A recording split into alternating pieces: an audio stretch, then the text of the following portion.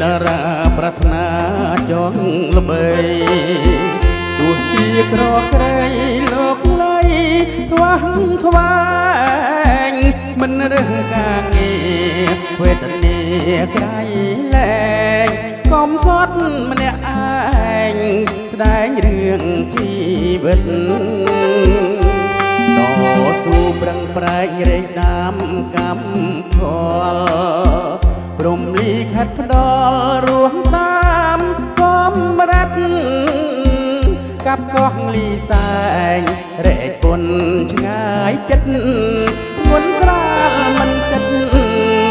ពិតណាស់រឿងខ្ញុំនាមអ្នកចម្រៀងច្រៀងតាមរោងការអញធ្លីហាត់ថាកំពះប្រណោ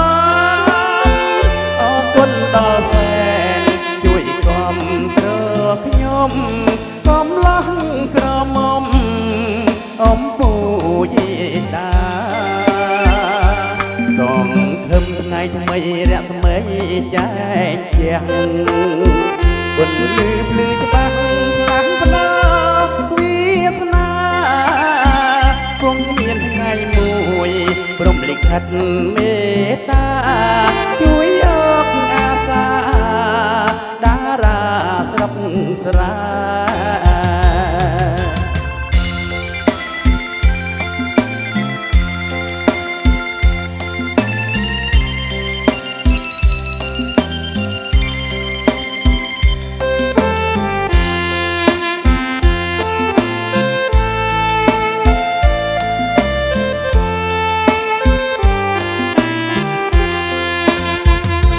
នាមអ្នកចម្រៀងច្រៀងតា